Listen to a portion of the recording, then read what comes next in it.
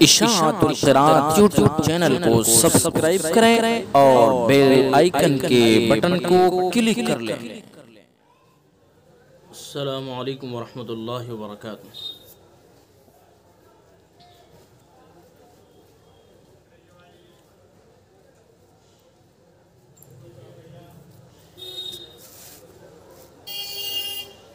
तजवीद की एक क्लास चल रही है और काफ़ी हिस्सा इस किताब का हो चुका है। कई क़वाइद हमारे सामने तजवीद के आ चुके हैं।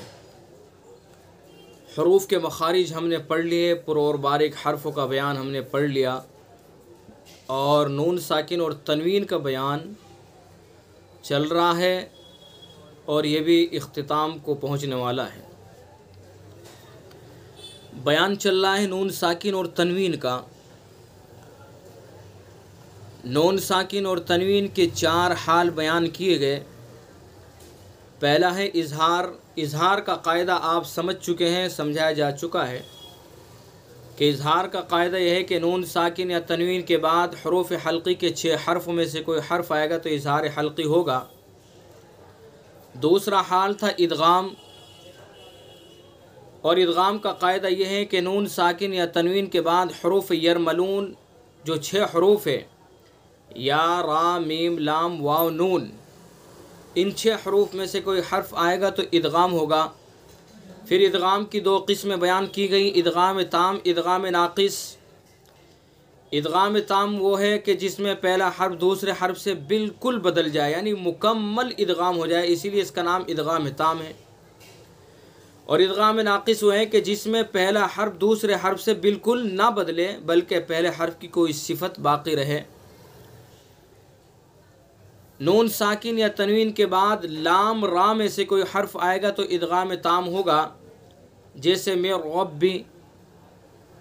और या वाव मीम नून में से नून साकिन या तनवीन के बाद कोई हर्फ आएगा तो इदगाम नाक़िस होगा, जैसे मैं यामल।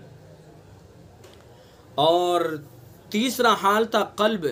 कल्ब इक़लाब, दूसरा नाम इसका इक़लाब। कल्ब का कायदा बयान किया गया कि नून साकिन या तनवीन के बाद अगर हर्फ बा आएगा तो कल्ब होगा, यानी नून साकिन और तनवीन को मीम से बदल कर पढ़ेंगे, जैसे मिम बादु, मिम बादु। ठीक है, तो ये था गुज़िश्ता सबक जो बयान किया जा चुका है। इजहार का कायदा बयान किया जा चुका है, इदगाम का कायदा बयान किया जा चुका है और क़ल्ब या इक़लाब का कायदा बयान किया जा चुका है। इसके बाद आता है इख्फ़ा का कायदा। चौथा हाल है इख्फ़ा। इख्फ़ा इख्फ़ा कहते हैं कि नून साकिन या तनवीन के बाद हरूफ हल्की के 6 हरूफ, हरूफ यरमलून 6 और बा, यानी हरूफ हल्की यरमलून बा के अलावा कोई हर्फ आएगा तो इख्फ़ा होगा। आइए इसको किताब में समझते हैं। अब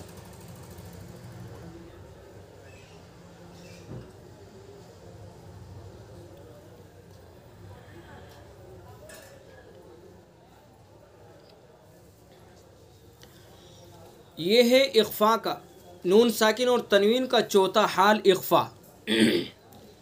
सबसे पहले इख्फ़ा की तारीफ़ बयान की गई कि इख्फ़ा की तारीफ़ क्या है।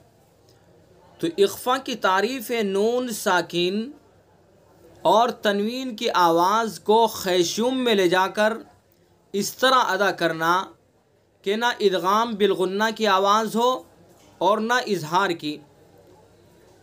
नून साकिन और तनवीन की आवाज़ को खैशूम में ले जाकर, खैशूम नाक की नरम हड्डी को कहते हैं, नाक के बासे को खैशूम कहते हैं। तो नून साकिन और तनवीन की आवाज़ को खैशूम में ले जाकर इस तरह से इख्फ़ा करना है कि ना तो इदगाम बिलगुन्ना की आवाज़ हो। इदगाम बिलगुन्ना मैं बतला चुका हूँ पहले, इदगाम बिलगुन्ना, इदगाम माअल गुन्ना, ये इदगाम नाक़िस को कहा जाता है। तो ना इदगाम बिलगुन्ना की आवाज़ हो और ना इजहार की, बल्कि इन दोनों के दरमियान की हालत हो। इदगाम बिल गुन्ना की आवाज़ क्या है? मैं यामल, नाक में आवाज़ जाएगी मैं यामल, लेकिन इख्फा को अदा करते वक्त इदगाम बिल गुन्ना की तरह इस तरह से आवाज़ नहीं जाएगी जिस तरह इदगाम बिल गुन्ना में जाती है, बल्कि खैशूम से अदा करना है। किस तरह से? जैसे तुम, पहले इसका कायदा पढ़ लीजिए। ये तारीफ़ है कि नून साकिन और तनवीन की आवाज़ को खैशुम में ले जाकर इस तरह अदा करना कि ना इदगाम बिल गुन्ना की आवाज़ हो और ना इजहार की, बल्कि इन दोनों के दरमियान की हालत हो। कैसे? इख्फा का कायदा, नून साकिन और तनवीन के बाद अगर हरूफ हल्की 6 हरूफ हैं, हमज़ा हा आइन हा गैन खा, यरमलून, यरमलून ये इदगाम के 6 हरूफ है, या रा मीम लाम वाव नून और बा। तो इन 6 और 1 ये कितने हरूफ हो गए? 13। इन 13 हरूफ को निकाल दीजिए, बाकी जो हरूफ बचे हैं वो इख्फा के हैं। तो नून साकिन और तनवीन के बाद हरूफ हल्की, यरमलून और बा के अलावा कोई और हर्फ आएगा तो इख्फा होगा। जैसे इन कुंतुम, देखिए नाक के बासे से अदा करना है। आइए आपको यहाँ समझाता हूँ मैं।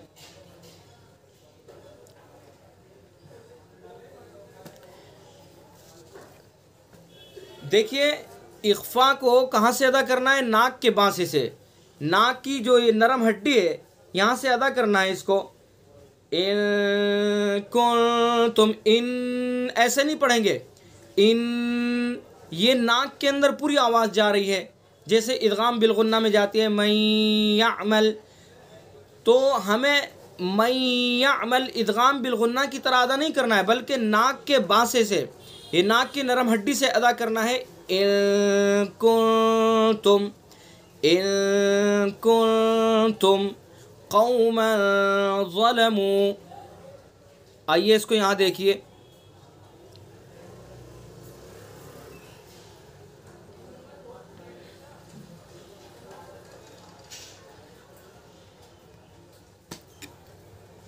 ये देखिए मिसाल दिए, इन कुंतुम, नून साकिन है, नून के ऊपर सुकून है तो नून साकिन हुआ। तो नून साकिन के बाद कौन सा हर्फ है? काफ।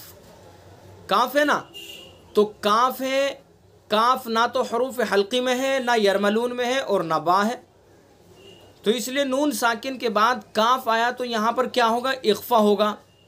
इसी तरह से काफ के बाद जो नून है कुन तुम में, यहाँ भी नून है, नून साकिन है और नून साकिन के बाद ता है, और ता ना हरूफ हल्की में है ना यरमलून में है, इनके अलावा है। तो इसलिए इसको कुन तुम में भी इख्फा होगा। अदा किस तरह से करेंगे? नाक के बासे से, जैसे मैंने अभी समझाया। इन कुंतुम, इन कुंतुम ऐसे नहीं पढ़ेंगे हम, बल्कि नाक के बासे से अदा करेंगे। इन कुंतुम, जी समझ में आ रही बात? इन कुंतुम कौमन ज़लमू। यहाँ तनवीन की मिसाल है कि मीम के ऊपर 2 ज़बर की तनवीन है और तनवीन के बाद कौन सा हर्फ है? ज़ा। तो ज़ा ना तो हरूफ हल्की में है, ना यरमलून में है और ना बा है। इन 13 हरूफ के अलावा ज़ा है, तो इसलिए यहाँ भी इख्फा होगा। कौमन ज़लमू, कौमन ऐसे नहीं पढ़ेंगे, बल्कि नाक के बासे से अदा करेंगे। कौमन ज़लमू, कौमन ज़लमू। ठीक है, तो ये कायदा हुआ इख्फा का कि नून साकिन और तनवीन के बाद हरूफ हल्की, यरमलून, बा के अलावा कोई हर्फ आएगा तो इख्फा होगा। जैसे इन कुंतुम कौमन ज़लमू, यानी नून साकिन और तनवीन को खैशयूम से अदा करेंगे। ठीक है, आइए अब आगे किताब में आगे पढ़िए।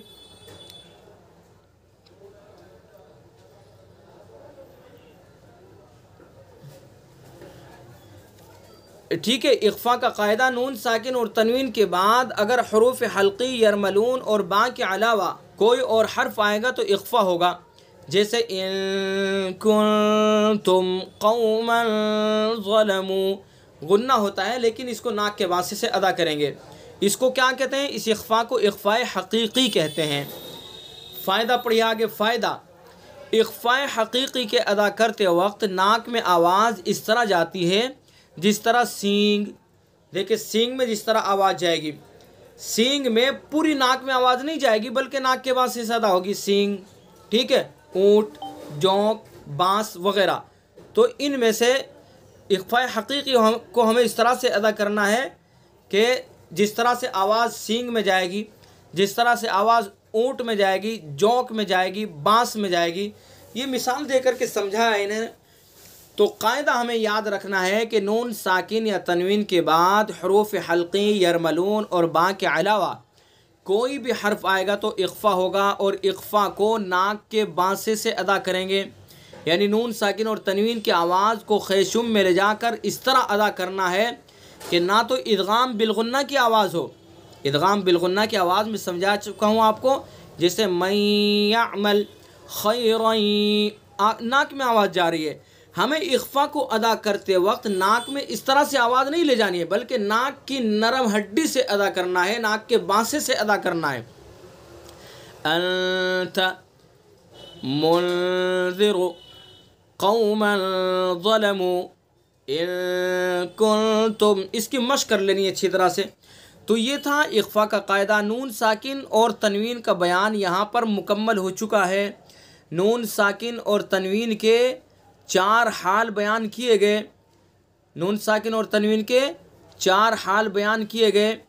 पहला था इजहार, दूसरा था इदगाम, तीसरा था क़ल्ब और चौथा था इख्फा। चारों कवाइद आपके सामने आ चुके हैं, लिहाजा इनको याद किया जाए। एक मरतबा आपको मैं फिर स्क्रीन पर ये अच्छी तरह से समझा देता हूँ पूरा कायदा, ताकि आपको अच्छी तरह से समझ में आ जाए और फिर इसके मुताबिक आप कुरान पाक को पढ़ें।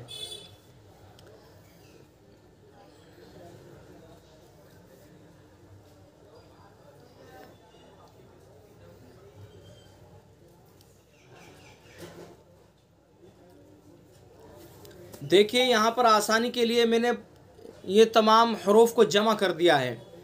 सबसे पहला क्या था नून साकिन और तनवीन में? इजहार, इजहार हल्की। इजहार हल्की के ये 6 हरूफ हैं, हमज़ा, हा, आइन, हा, गैन, खा, ठीक है। ये इजहार हल्की के हरूफ हैं। कायदा यह है कि नून साकिन या तनवीन के बाद इन 6 हरूफ में से कोई भी हर्फ आएगा तो इजहार हल्की होगा। अब पूरे कुरान में जहाँ भी होगा आप अमल करें उसके ऊपर और इस कायदे के मुताबिक आप इजहार करें।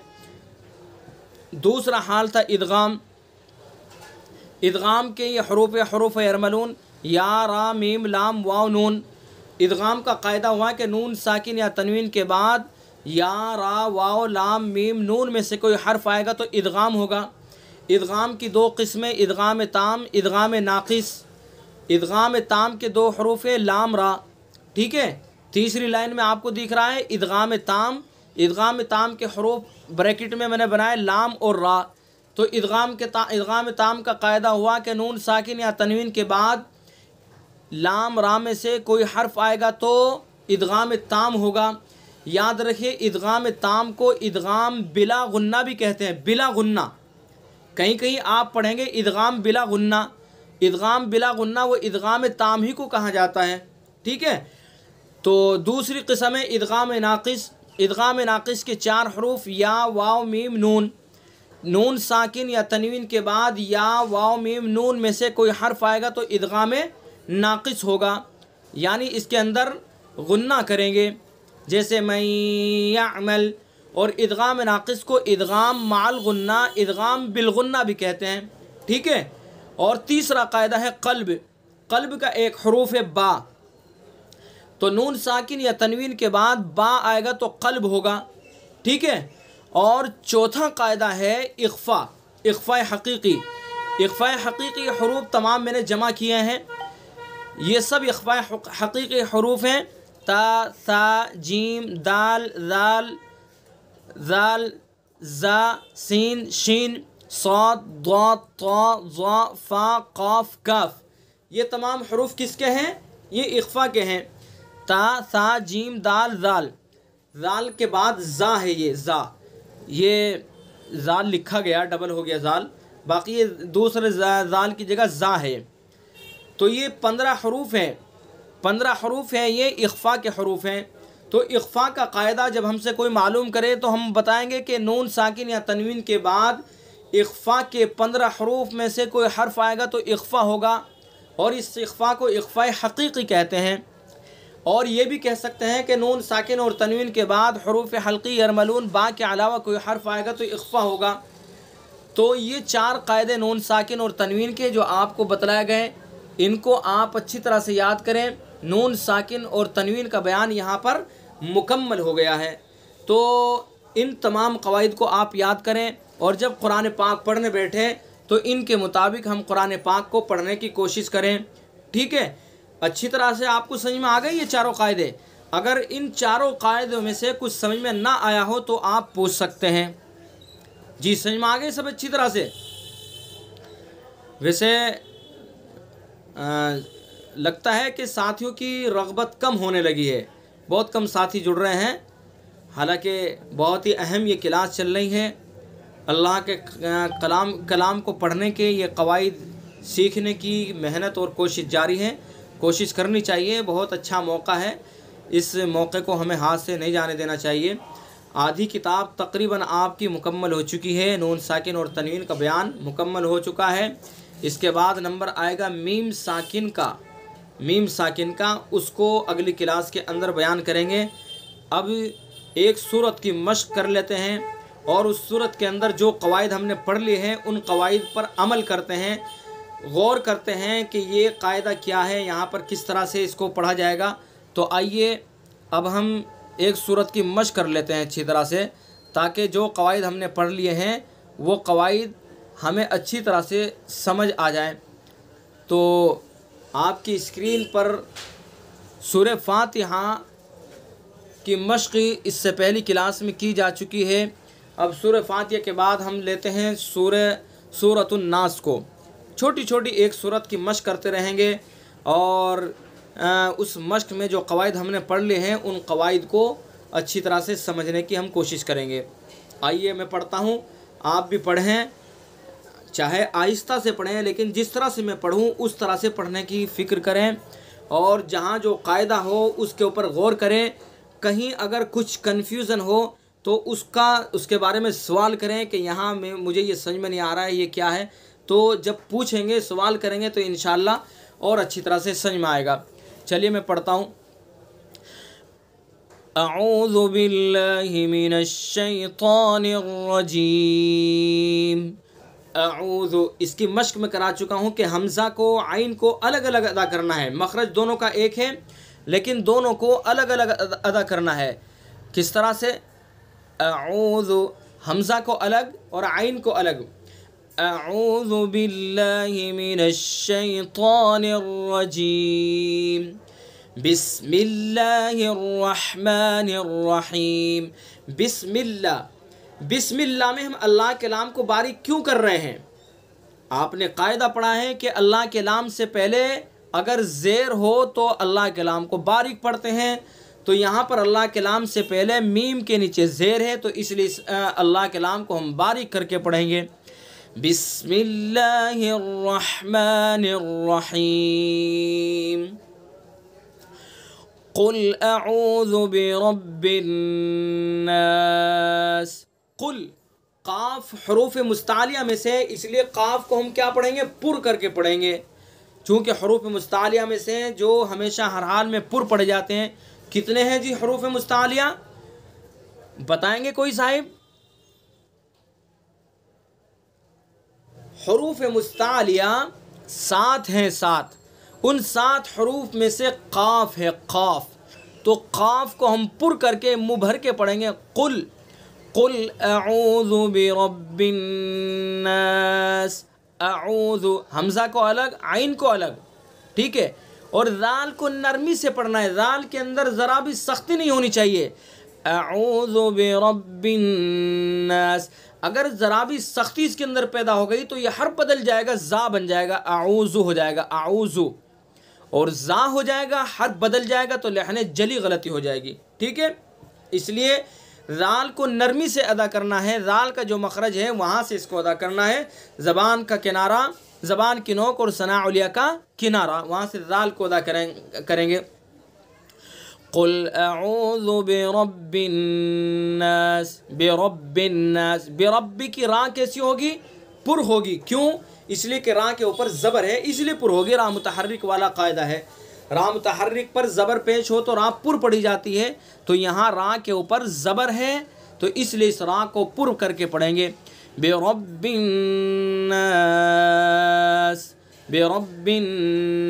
बिरब्बिन्नास। नून मुशद्दद है इसलिए नून के अंदर गुन्ना करेंगे।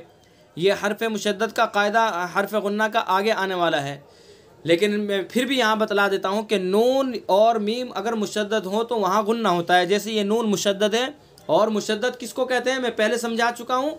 जिस हर्फ के ऊपर तशदीद होती है वो मुशद्दद कहलाता है। तो नून के ऊपर तशदीद होगी तो नून मुशद्दद कहलाएगा। क़ुल अऊज़ु बिरब्बिन्नास, मलिकिन्नास। इस नून के अंदर भी गुन्ना करेंगे चूँकि नून मुशद्दद है। इलाहिन्नास, जहाँ भी नून मुशद्दद होगा उसके अंदर गुन्ना करेंगे, यानी एक अलिफ के बराबर नाक में आवाज़ ले जाकर के खींचेंगे। मिन शर्रिल वस्वासिल खन्नास। देखिए मिन शर्री आ गया, नून साकिन है, उसके बाद कौन सा हर्फ है? शीन। और शीन कौन से हरूफ में से है? इख्फा के हरूफ में से है। ना हरूफ हल्की के 6 हरफों में है शीन, और ना यरमलून में। इख्फा के 15 हरूफ में है शीन, तो इसलिए यहाँ इख्फा करेंगे, यानी नाक के बासे से अदा करेंगे। किस तरह से? मिन शर्रिल वस्वासिल खन्नास। शर्री की रा को बारीक करेंगे इसलिए कि रा मुशद्दद मुतहर्रिक है, और रा मुशद्दद के नीचे क्या है? ज़ेर है, तो इसलिए इस रा को क्या पढ़ेंगे? बारीक पढ़ेंगे। मिन शर्रिल वस्वासिल खन्नास।